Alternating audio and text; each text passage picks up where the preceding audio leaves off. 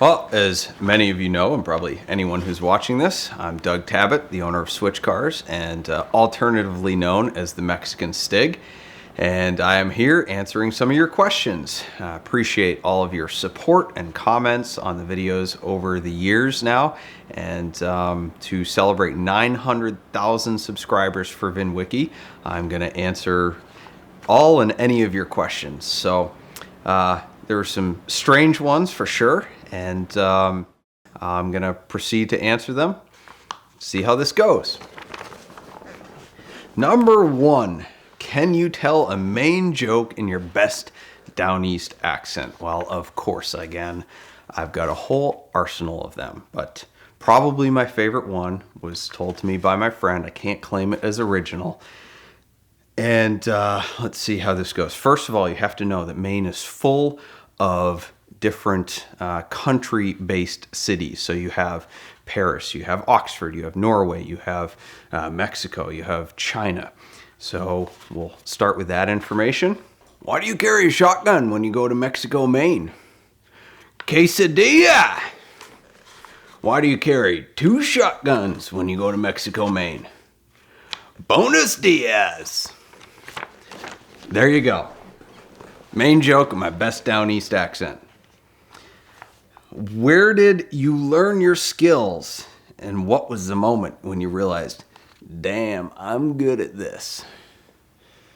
Well, I'd like to say that I'm humble, but I don't think I am. So I'm not sure what skills this person is talking about.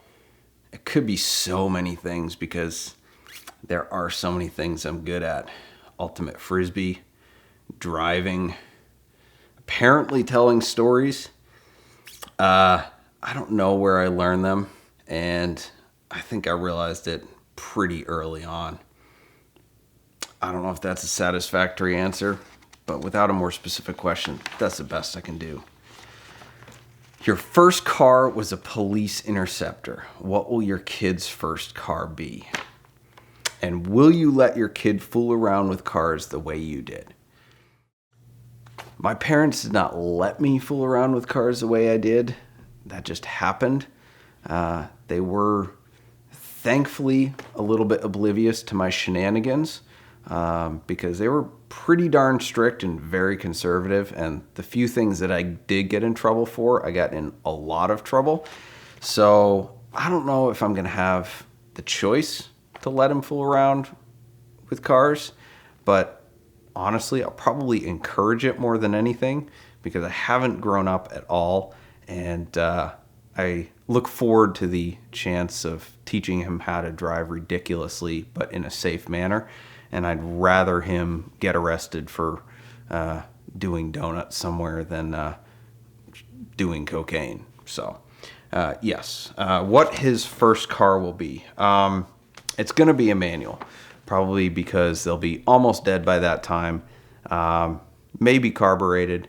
It'd be cool if he's handy and can work on it himself. But yeah, I don't know what it will be. It probably won't be a Crown Vic. What is it like being so close to cool but not quite making it? I think this is a question for Casey Putch, actually. On my personal Instagram, I posted a picture with me in a ridiculous velvet tuxedo jacket. And so I got some interesting questions on that one. And some of them from other YouTubers. And from Matt Farah, the question was, what was he thinking when doing this post? I've been asked that question a lot. Rob Pitts, is there a men's version of this jacket? And the question he didn't ask was, do they make it an extra medium? Well, actually, Rob, I think if there was a men's version of it, looks like something that might be worn to the classy chassis. And then Casey Putch said, I love that smoking jacket. Yeah, Casey, you would. You would love it. I don't know if that makes me feel any better about wearing it, but there's actually an interesting story behind that jacket. So my wife and I are both into going to thrift stores, and she came up with a great idea that we should do a thrift store date. So we basically go to Goodwill and Salvation Army, and we have $25 to spend on each other, and we actually pick each other's outfits out. and it is awesome. My outfit for her was like this basically shag carpet miniskirt and a purple silk blouse with this gold bedazzled vest. I mean, she looked like an Egyptian hooker. It was awful. But then we have to take these outfits and go out to a restaurant and have a date, but we have to play it off completely seriously. So I borrowed a friend's Bentley. We went down to a restaurant appropriately named Bold, and I paid the valet extra to park my special Bentley out front, and I called in advance and said, my name is Dougie Fresh, and I expect special treatment. And we didn't break character the entire time, and made the server really work to hold a straight face while serving us, but we had great fun. So anyway, at our wedding, we decided that for the reception, we would have a thrift store outfit competition. So all the guests had to follow the same rules and get the best outfits that they could for our competition. Ed Bolian was a little bit too proud to participate, and he wore his typical sockless loafers, but my friend Arnie knocked it out of the park with his Marlboro Man outfit. He also probably committed a few crimes by wearing that, but nobody's pressing any charges. We had some incredible outfits and a blast at the reception, and for award ceremony, my wife and I both got secondhand outfits. So hers was actually a wedding dress that our friend had worn in the late 80s, so it was nice and puffy with lace everywhere, and I procured this jacket as part of my outfit. So that jacket has quite an interesting history, and I was recently wearing it as I had been asked to do some thrill rides for a friend's bachelor party, and they asked me specifically to wear that jacket, and that's where that photo came from. So I do have a little more self-respect than some of you think. I wouldn't necessarily wear that in public just for fun, but that is the story behind that epic jacket. Aside from shrewd negotiations, what is a hobby you enjoy on the side, or what passion projects do I have? Actually, I have quite a few hobbies. Cars are probably my first love, regardless of the business aspect of it. In fact, I think I got into the car business so that I could be around cars more often. But I do play the drums. I think I'm pretty decent at it. I'm actually in a band called Emily and Ivory, and that is an incredible band. I feel very privileged to be a part of it. We're releasing a CD soon, so check out Emily and Ivory on Facebook or SoundCloud, Spotify, whatever. I'm not really hip to all that stuff, but our music will be posted in all the normal places that bands post their music. Ultimate Frisbee. I really love Ultimate Frisbee. I feel like I'm pretty good at that too. I have a vertical that is, I think I have like a 40-inch vertical. I'm pretty sure that with Ed's bad knees, I have a greater chance of dunking a basketball than he does. Although I'm getting old too, so that won't last long. Enjoy, I guess you call it extreme sports, water skiing, snow skiing. I've been doing that since I was a little kid. My dad's very much into that as well, so I really enjoy doing that with him. Has your life improved since you stopped wearing underwear? Well, life is always more fun with no pants on. So I guess it's acceptable since I'm married too. So yes, now that I've gotten married and I can in clean conscience not wear underwear, yeah, absolutely, much better. Can he tell us how he got the name? Well, my parents named me Doug. Maybe you're referring to the Mexican Stig. If that's the case, there's a whole story about that, which I think Ed can link down here because he's good at that stuff. What was my first job as a teen? That's an interesting question. So I wanted a job when I was 13, but I think I couldn't get one because of the labor laws. And I interviewed at local grocery store and didn't get the job there, but I wanted to work. So I started a leaf raking business. I put up flyers all around town for my services at $3 an hour. Now, granted, that was in the late 90s, I guess, so that wasn't that cheap. Minimum wage was like $5. But I was not the shrewdest negotiator just yet. In fact, I remember selling a bicycle to somebody, and the guy asked how much I wanted. I said, $30 or $35. So the guy joked with my dad that I wasn't very good at selling things, and he graciously gave me $35 anyway because I was a cute kid. That doesn't work anymore. So I started this leaf raking business, and it was quite successful. I used to have cookie sales when I was a kid as well. I'd make killer oatmeal chocolate chip cookies, and I would sell out of those every time I had a cookie sale. So I was a decent salesman and entrepreneur from a young age, but never held a job until high school. And that was actually kind of the first and the last actual job I ever had. And I worked in an interior decorating store. And I would cut the carpet for the installers. I would bind the carpet for people, do painting, wash windows. It was hard work, but it was fulfilling, a lot of fun. And certainly I think every successful car guy will tell you that, their first job or their first 5 jobs was absolutely nothing glamorous and probably terrible pay.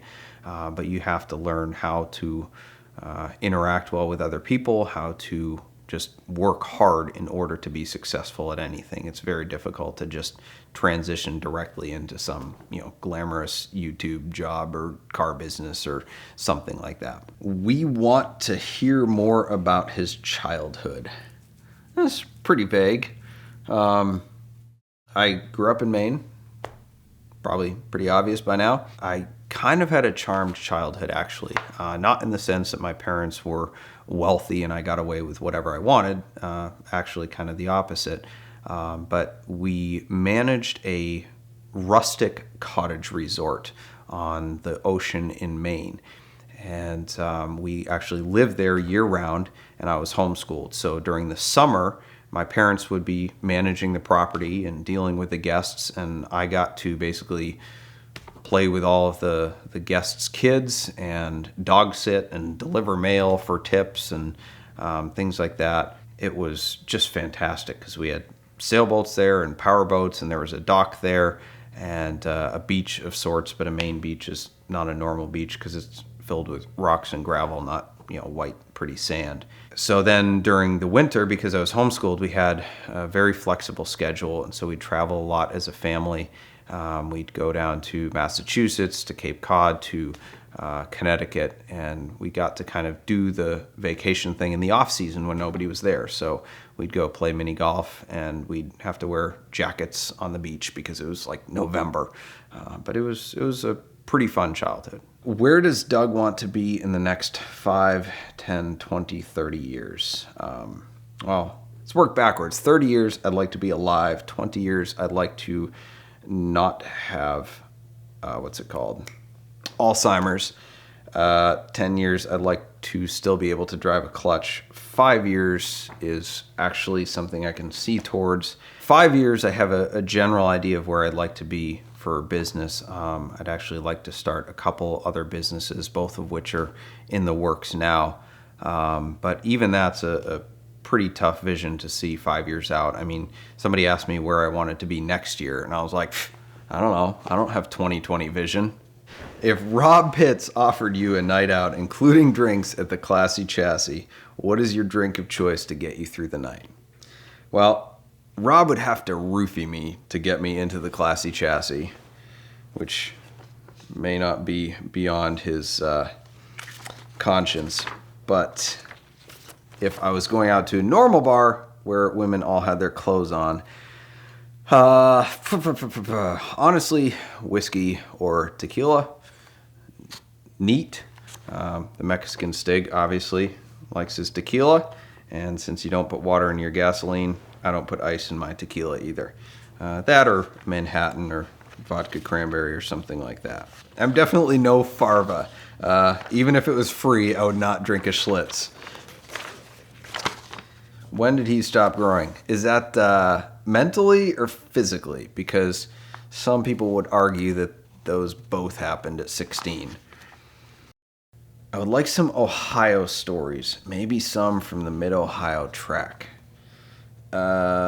Most of my stories are kind of Ohio stories because I live there and everything happens there. Mid-Ohio has some great memories for me. Actually, probably the best thing I ever did at Mid-Ohio was I got to drive a pace car for the Trans Am series.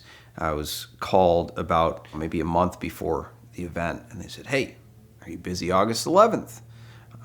Do you want to drive a pace car for this series?" I'm like, "Well, I'd have to come back from vacation a day early." They're like, "Oh, okay, well, do you know anyone else that would do it?" And I go, "No, I'll have to come back from vacation a day early." That was not an excuse. That was I am in. So that was one of the coolest experiences of my life. Definitely a bucket list thing. I felt like a pro driver. It was very cool. I like playing with emergency lights anyway, so it was cool activating all the switches and having radios going and being able to drive around the track with race cars following me. So that was cool. And it was definitely wished for more crashes, not for the carnage itself, but I just wanted to be out on the track more. Most favorite place that you have been while working and why? Most favorite place. The one that immediately comes to mind is Amelia Island, Concours d'Elegance. That is a really, really fantastic event. It's a little bit more low-key than Pebble Beach, and pretty much every year I go with my friend John, and it's so much fun. It's such a pure car event. John and I always have an awesome time. You know, it's sometimes not the places or the events, it's the people you're with. And I just have a lot of good memories and great stories with him from there. So that might be it. There's probably another one, but that one comes to mind. What band were you the drummer in? I've been a drummer in a lot of bands. I play drums at my church band. I'm in Emily and Ivory currently, which is probably the best band I've ever been in. I was on tour briefly with Keith and Kristen Getty, some popular Christian songwriters and musicians. I've played in a blues band in Vegas. I've played in some hipster bands, which I hated. Kali. I've played in over a dozen bands. Does the Mexican Stig have any more shenanigans stories about Maine or New England? Probably. Keep watching the channel. As a car enthusiast salesman, what is the meaning of life? I have to answer this one absolutely seriously, because there really is no other answer. I believe that God created us for a relationship with Him, and that we find our ultimate meaning and purpose in how we were created. Just like a Ferrari is created to be driven dramatically and enthusiastically, and not to sit in a garage. I think cars are happiest when they're driven well, and I think Ed would agree. And humans are happiest and find their ultimate purpose in living out how they were designed to live. Our meaning and purpose in life, as the Westminster Catechism says, is to glorify God and enjoy Him forever. And we can only do that in admitting that we're sinful, in confessing our sins and finding forgiveness in what Christ has done for us on the cross, and enjoying a relationship with God. Boxers or briefs? That's an interesting follow-up to the last question. Briefs now. I used to wear boxers, and one Halloween I decided to dress up as a French maid. Yes, I shaved my legs.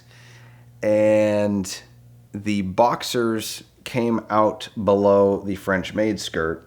So I had my friend pick up some briefs for me so that I could wear said skirt.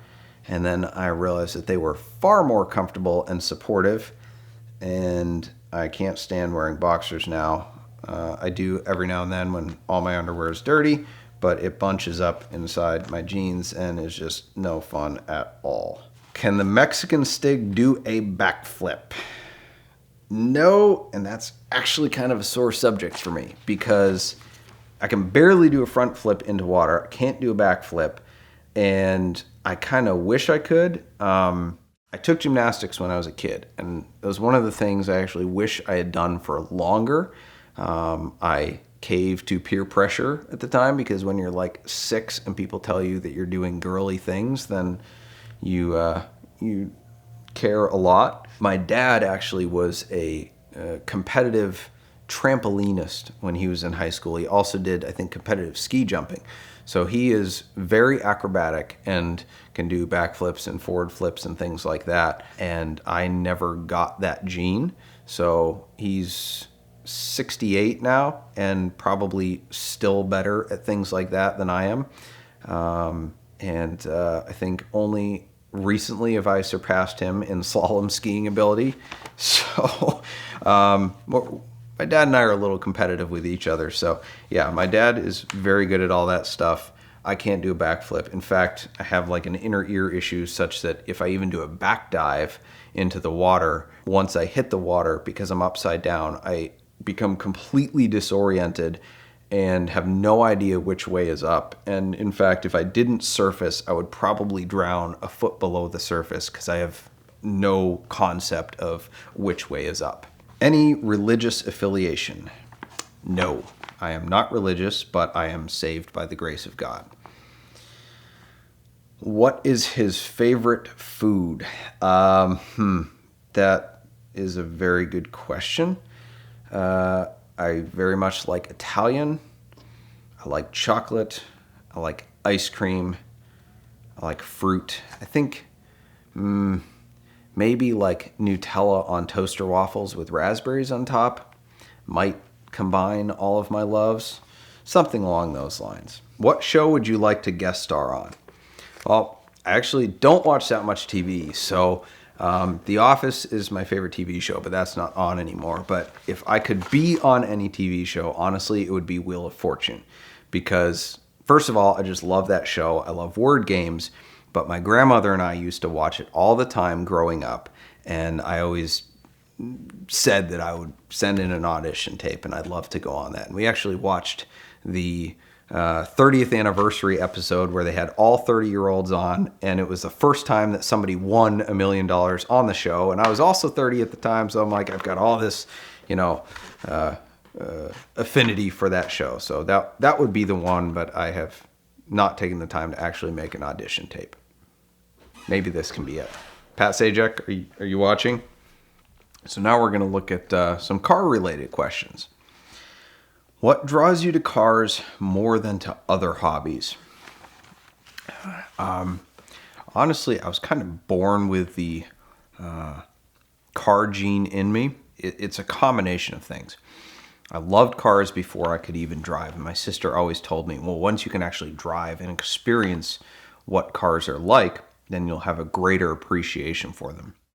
And of course, that became true. They went from being just posters on my wall to actually understanding what made some of these cars so great beyond just how they looked and how they sounded when I got to see them. So it's a combination of the looks, the sound, and the experience you get taking a well-engineered and well-set-up car around a corner or around a track.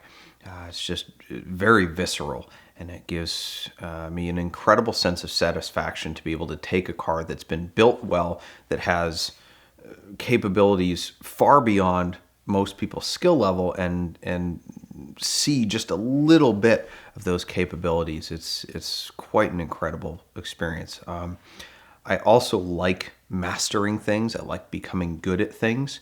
So driving for me has become that. It's been a consistent pursuit of better and better. Can I slide this car through a corner without being jerky at the exit? Can I hit that apex? Can I heel toe without any additional weight transfer? So it's been a pursuit of those. And the more cars I drive, the more I enjoy it, because then I see greater and greater cars. So what is the most fun experience you have had in a car? And what car brings you the most joy to drive? I mean, the most fun I've had in a car was in the Crown Vic. I don't think I can replace that ridiculousness with any supercar. Just because the laughs that we had with our friends and the crazy pranks that we did. Those will never be duplicated. What car brings me the most joy to drive?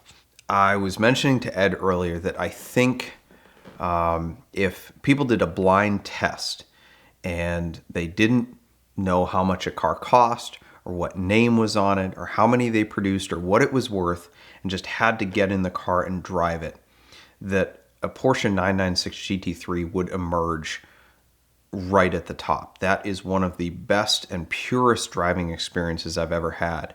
And that would probably be my holy grail if it didn't look just like a regular 996, essentially. The 997 is far and away better looking and a better car in many aspects. But for a pure driving experience, the 996 GT3 is arguably one of the best out there. What car are you taking on this year's C2C Express, and what is your target time? Nice try, Travis. You're not going to get that information out of me. All I can say is, if you ain't first, you're last. How is the Monty from C2C doing? It's continually being improved. It's being gone through now in preparation for, a show tour probably.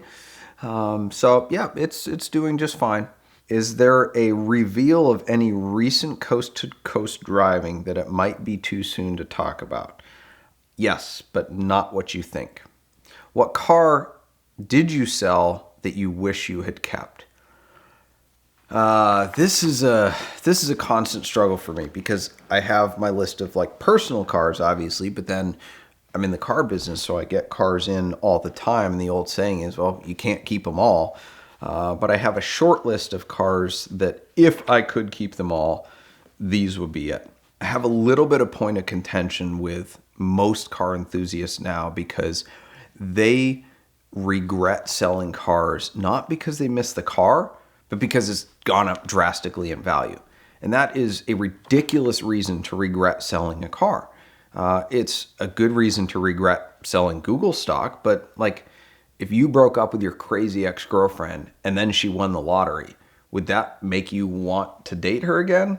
No, she's still crazy. You still dumped her for a reason.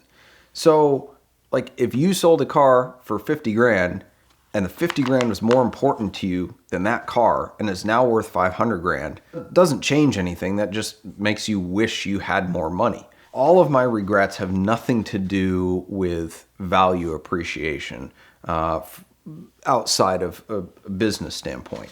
The one that sticks in my mind, and there's plenty of them, but I had a 1973 Carrera RS Tribute way back in the day, and it had a hot-rodded Carrera 3.2 motor that I think was built by Ross Sport, and it was just a really fantastic car and a great driving experience. And it ended up selling to the founder of GoPro, actually, who put it in his fleet along with some original Carrera 2.7 RSs. That was one of the best cars ever, and I regretted that for a long time. But I'm actually building my own interpretation of an air-cooled 911 hot rod now that I think will erase that memory because it's going to be in my preferred color of burgundy, and it's going to have all my personal touches in that car. So I think that would be a car, if I ever sold it, that I would regret. What is the best bargain in the GT3 world? A GT3, because they're all exceptional cars for the money. Do you have any vehicles of sentimental attachment other than the Corvette? The Crown Vic, if I still had it, would be sentimental. I have a 97 Suburban that I bought recently that not so much sentimental attachment, but probably nostalgic attachment because I grew up driving that era Suburban and pickup truck. My parents had them, so I love driving that. It brings back childhood memories, and it's just a really nice, clean truck that is a great boat tow vehicle. I don't know about sentimental. I'm very attached to my Corvette and my Audi RS2 Avant, and probably my 911 when it's finished, just because they're great driving experiences, not for any sentimental purposes. What is the ultimate classic Porsche you would like to own or have owned? Well, I mentioned the 73 RS tribute car. I like hot rods a lot.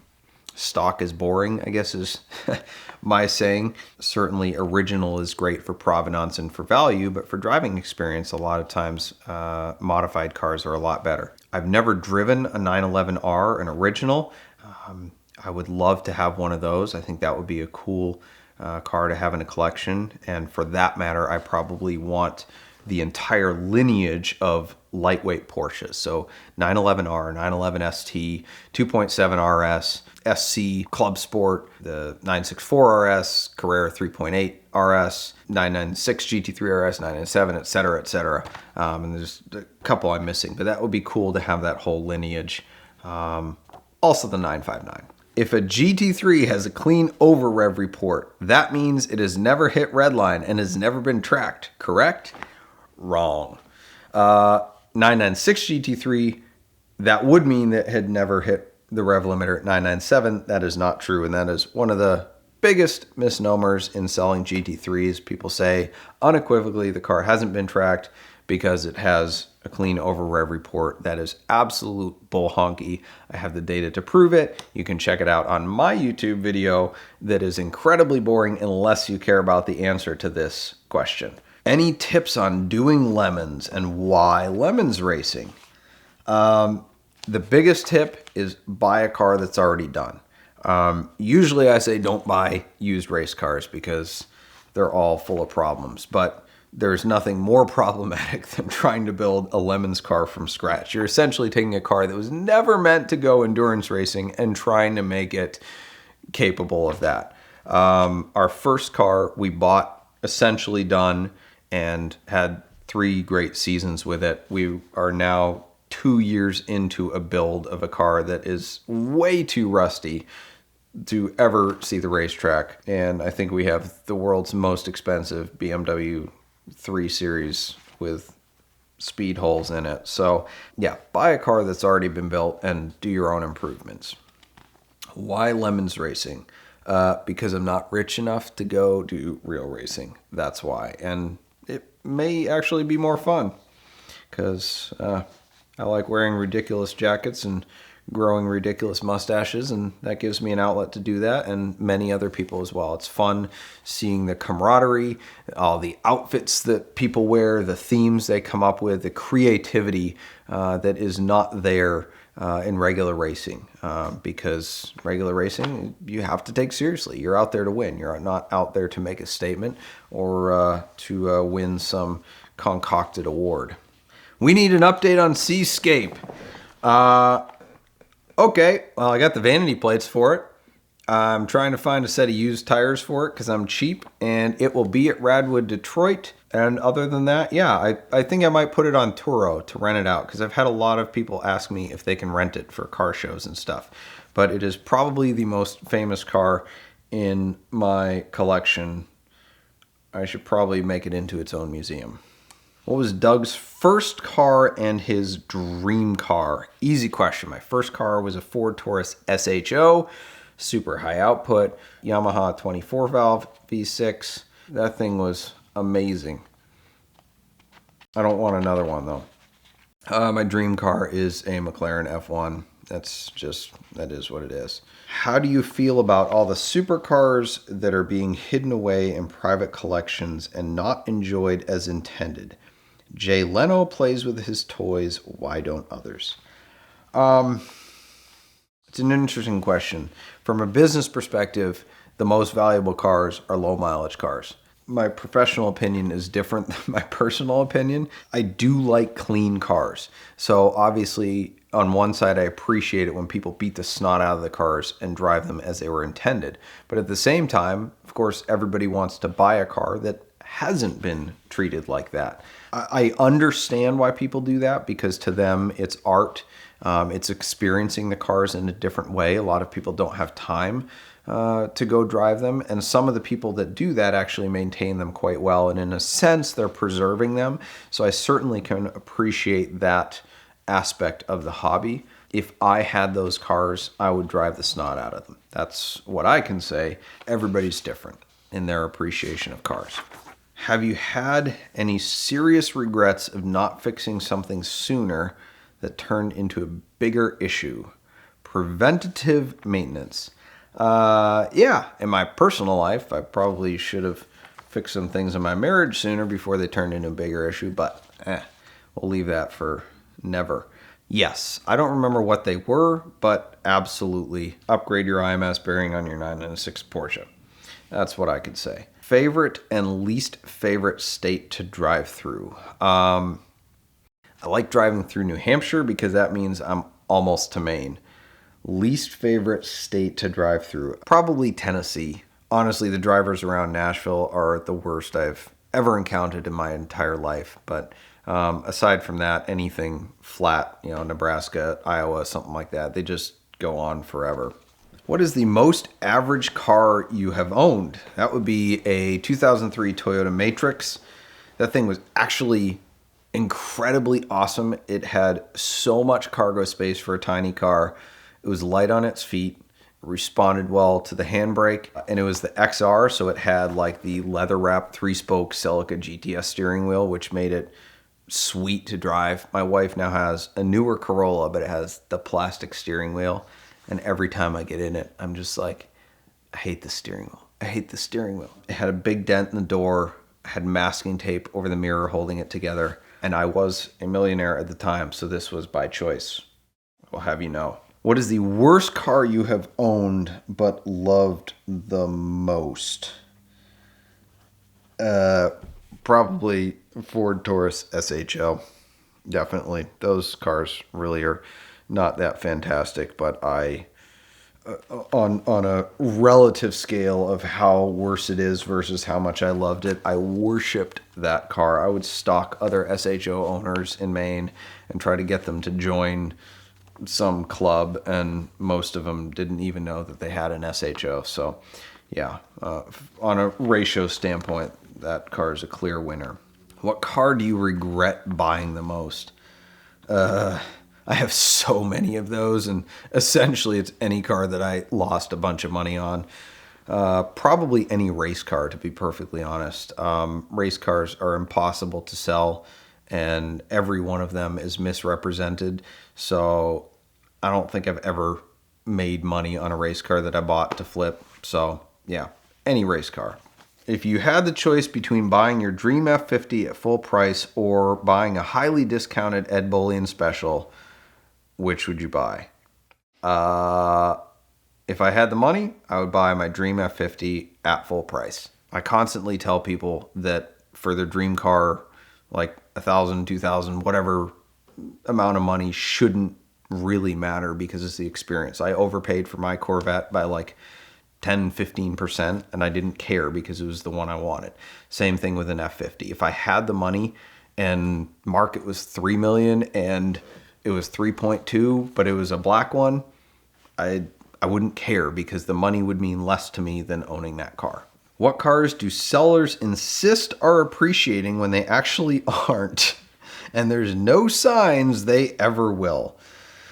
Well, there's never really any advanced signs, but the first part of the question is almost everything all the time. GT3s are experiencing that now. People say that they're going up in value, and they aren't. Sellers will always say that their cars are special or they're guaranteed to go up in value in order to sell them. And I say, well, if you're so sure of that, then why don't you keep it and realize the value gains yourself?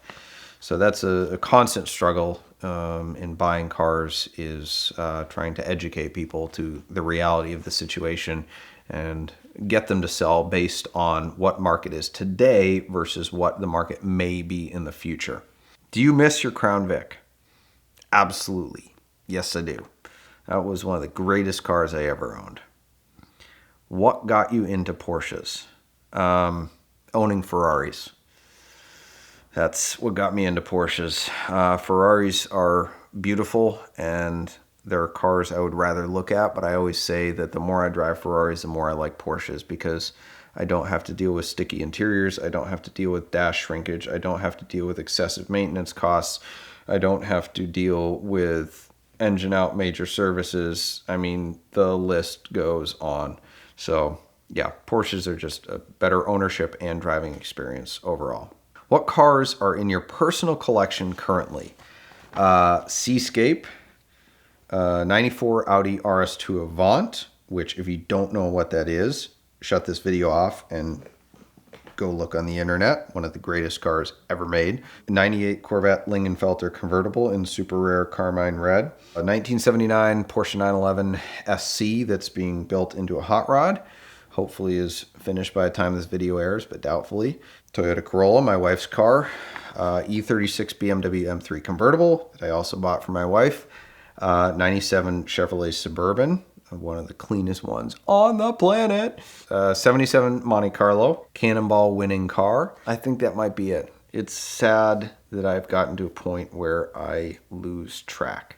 Actually, the crazy thing is I think there is not a car in my collection newer than 2000 at this point. 5-car dream garage. I like that question. McLaren F1 LM, Mercedes CLK GTR Street version, Ferrari F50 in black. Those are the three big ones. Now I got to think about it. Probably a Porsche Carrera GT. Oh man, this is tough. There's so many 90s era supercars that fit into this. I'm gonna say, like, off the cuff, I'm just gonna go with a Pagani Zonda F Roadster. So McLaren F1 LM, greatest car of all time. Ferrari F50 in black. Mercedes CLK GTR Street version. Pagani Zonda F Roadster. And a Porsche Carrera GT. What is your favorite car that you ever drove? Porsche Carrera GT. That is the best car I think I've ever driven. Absolutely awesome driving experience. Very addictive. What are any thoughts on new next car purchases or goals on certain cars to own? I'd love to have kind of a 90s ultimate collection, at least within my budget. So I'd love a 99 Diablo SV in Rosso Vic, or maybe Monterey Blue. I'd love a Jaguar XJ220 because that's still somewhat attainable. I'm currently on the hunt for a Mystic, Ocean Extreme as they call it, Panos AIV Roadster. Yeah, so cars from that era, essentially, the ones that I had on the wall when I was a kid, are the ones that I really want to own. I'd probably add a Viper GTSR to that list as well. If you could only own and drive one car for the rest of your life, what would it be? Great question, because it's better than just what's the best car in the world. 997 Porsche GT3 RS. They are reliable. They give an absolutely incredible driving experience. Theoretically, you could drive one in the winter. The 997s all have the roof rails that allow you to mount ski racks or bike racks or whatever you want, just like every other 911. And I could daily drive that car year round, take it to the track, take it to the grocery store, and it would probably never skip a beat, and I would thoroughly enjoy it 50 years from now as much as today. What is the best first car for someone on a budget? This is an often asked question, and pretty much it's a car that fits within your budget. Dave Ramsey always advises people when he's telling them to buy cheap cars that he says, buy something that's not sexy. You're looking for something reliable and practical and probably not interesting in the very least, but that's kind of the best first car to have because you need to learn the responsibilities of car ownership and paying for insurance and not getting speeding tickets and all those things that you can do once you get older and decide that you're willing to deal with the consequences of said decisions. Best enthusiast car to buy right now which won't depreciate further. Terrible question. You should buy the car that you like the most and realize that it will probably cost you money to own because that's what cars do. Scariest vehicle you have ever dealt with? I had a 996 GT2 that was tuned to 700 horsepower, and it was not set up well. It had been in an accident previously, and I don't know if that had anything to do with it, or maybe just like the old tires on it, or bad suspension setup. But I remember punching it in like third gear, thinking, oh, this is safe, right? I'm in third gear. And it didn't like get squirrely on me. I just looked up and realized I was in the oncoming lane of traffic going over 100 miles an hour. So that was That was the scariest vehicle I've ever driven. Have you ever gotten to a certain speed and thought, oh no, what have I done? Yes, when I looked up and saw the police. Favorite new car under $100,000? Lexus LC 500. I think that's under $100,000. Lexus are old men cars, but I think they knocked it out of the park with that one. The interior's awesome. It's great styling, good car to drive. So, yeah. Greatest car-related failure or accident? I've never been on any accidents on the street. I once backed into a sign when I was on a back road in Maine, and I was making out with a girl, and somebody like slowed down and saw us, and I thought it might be your dad or something. So we ran, and then we drove down a dirt road and shut our lights off.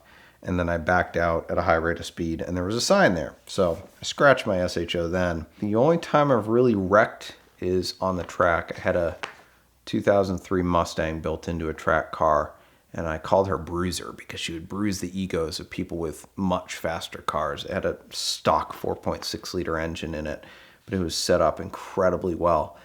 And I was at Nelson Ledges, and I was going into a corner, and I really guess the best way to put it is I just ran out of talent, and I went off the track sideways and caught some air sideways, which is never what you want to do. Miraculously, it did not flip, but it did hit the wall on two corners of the car. So then Bruiser was now bruised. What is the fastest you have gone? Actually hit about 195 miles an hour twice out in the desert between Las Vegas and Pahrump, Nevada, because the highway patrol told me that they are not on duty on that highway between, I think, 10 p.m. and 6 a.m. So I took the opportunity a few times to top out a couple Porsches, and there's no end to the regret that I didn't stay in it until 200, but whatever. Close. How many allocations for the new RS6 are you getting? 0, actually. I have my RS2 Avant, so I'm good there. I asked a couple dealers to put me on the list, but didn't get that good of a response because they didn't know it was coming out yet. And honestly, I'm not really into the allocation flipping business anymore because the manufacturers have just made it nearly impossible. All the hoops you have to jump through now. I kind of saw that coming when I got out of it way back when. People email me all the time for help selling their allocations, and more often than not I politely decline because it's just too convoluted of a process, and the manufacturer at any time or the dealer can pull your allocation if they sense that you're flipping cars. So yeah, I don't really do that anymore.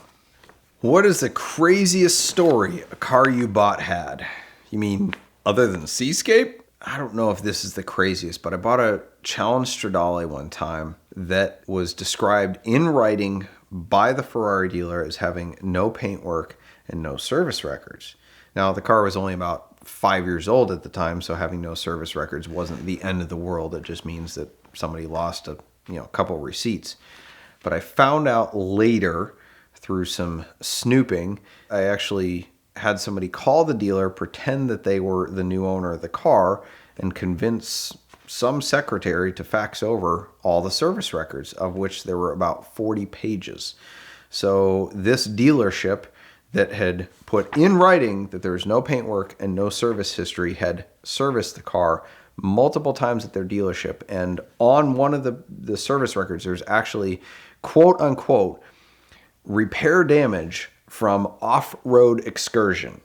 And there was a $40,000 repair bill following that. So they obviously had covered that up. And I never did find out what that off-road excursion was, but I assume it was an incident at the track. No, I did not sue them. I probably should have, but I didn't feel like spending my life in court. Car you hate most? The Pontiac Aztek.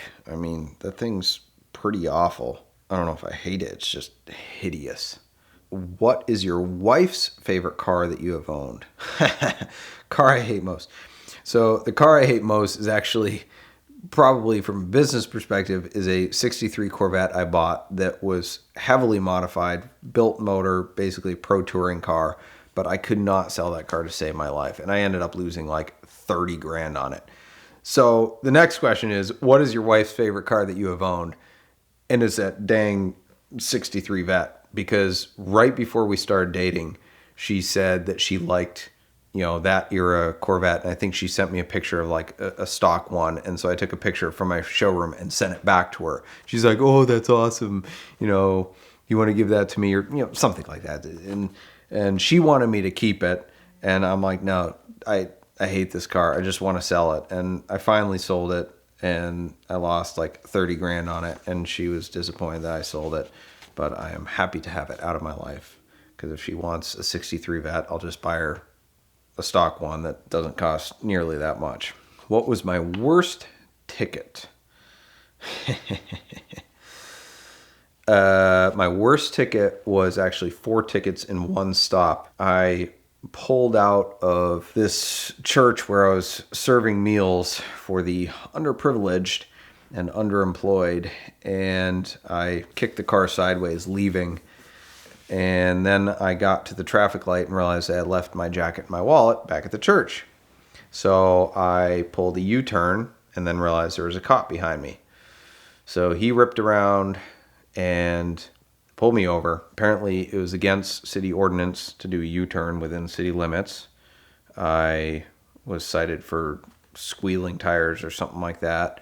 I was cited for driving on a dealer plate, which I argued with him over and over, saying that I own the dealership, this is a dealer car, this is a legitimate use of it. And he goes, well, you're only allowed to use it for driving to and from the dealership. And I'm like, no, that's not it. And he goes, well, what's your position at the dealership? Because you should really familiarize yourself with the rules of dealer plates. And I'm like, yeah, I'm the owner and I've read all the law and I'm good. He then goes, well, it's after 4 p.m. And I'm like, I'm sorry, what? What does that have to do with using a dealer plate? So anyway, put that on the ticket. And then he also cited me for not having my driver's license, which was unfortunate because that was the cause of being pulled over in the first place, was going back to get it. Thankfully, even though I had my firearm with me and I'm required to have my concealed carry and another piece of identification, he didn't know that law, or I'm pretty sure he would have arrested me for that one. What is the best way for a teenager to get out of a ticket? To not speed. Wait till you're old enough to deal with the consequences. What is your best story of buying a car at a destination?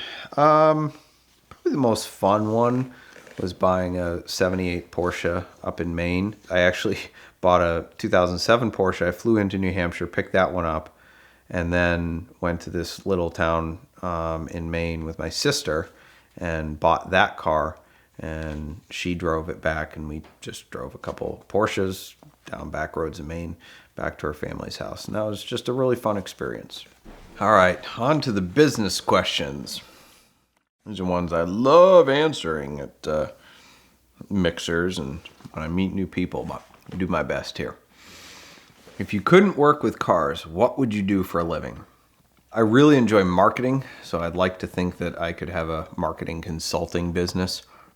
It goes along with my love for dad jokes, because the best marketing uses cheesy jokes. So yeah, that's what I would do. How did you get your start in the car business? Well, nothing else worked.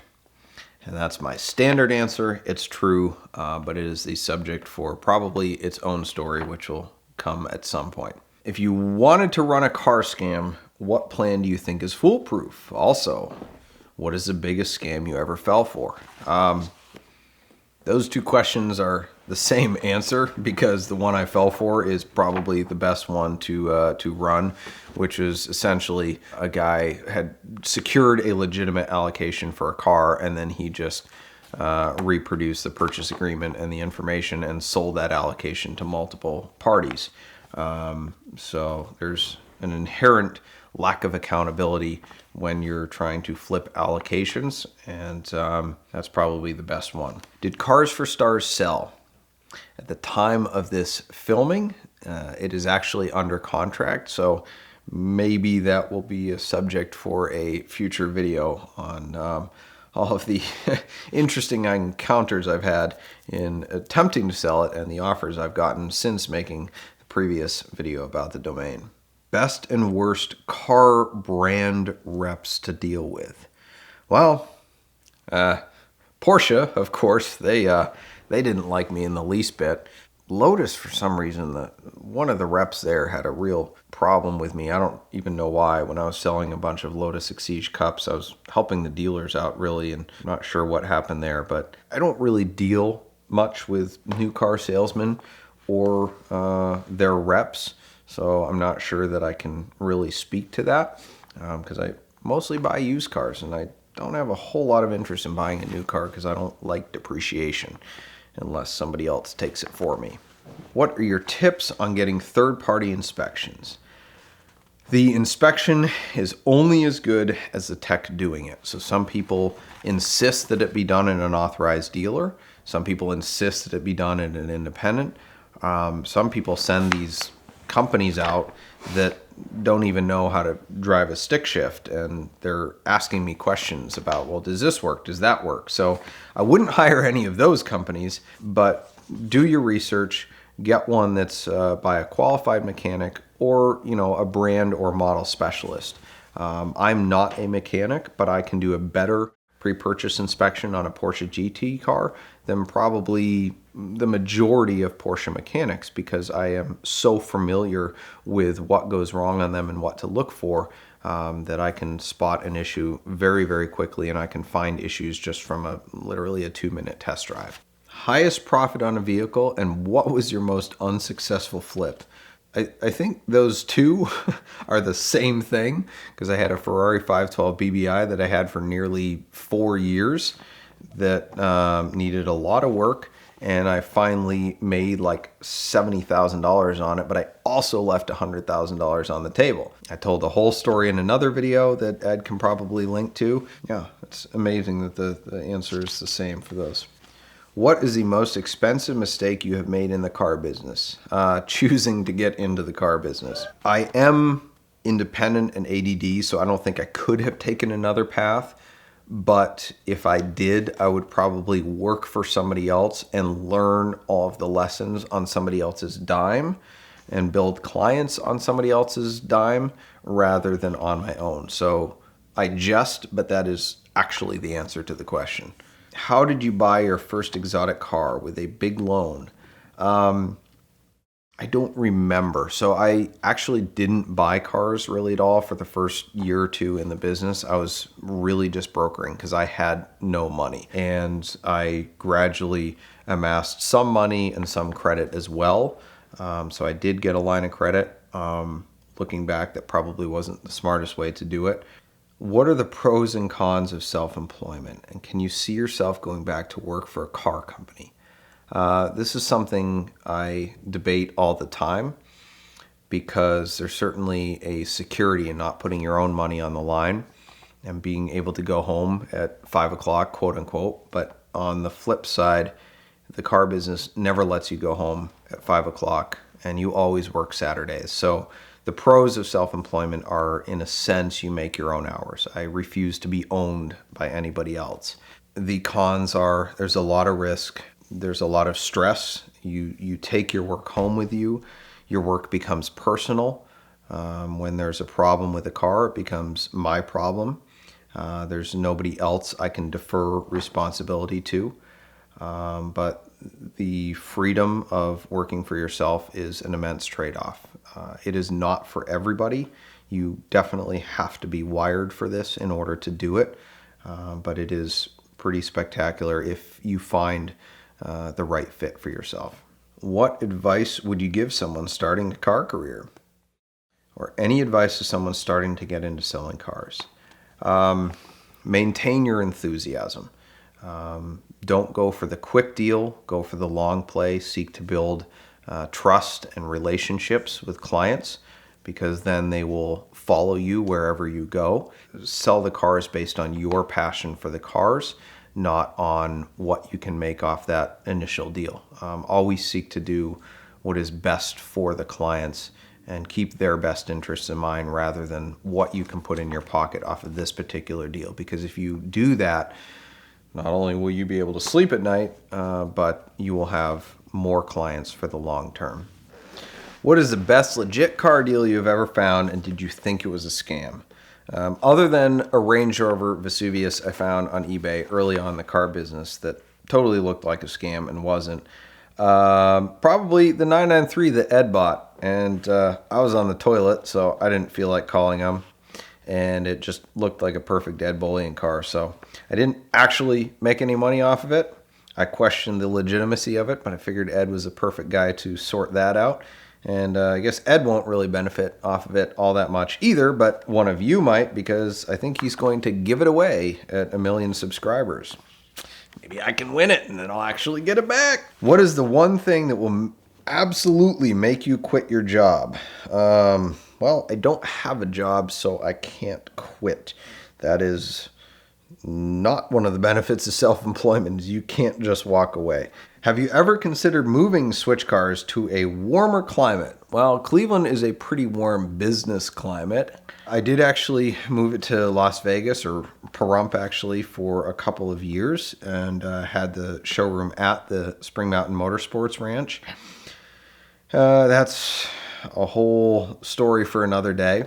Is it true that the first million is the hardest? I certainly hope so, because it took 10 years, going broke twice to get there. So I certainly hope that the next few are easiest. All joking aside, I think the things that you learn in making your first million, you are then smarter, wiser, and so you're not as likely to make as risky investments or just dumb mistakes in reinvesting that money and trying to multiply it. And just in simple investing, the multiple millions are easier to make than the first because there's just the power of compound interest.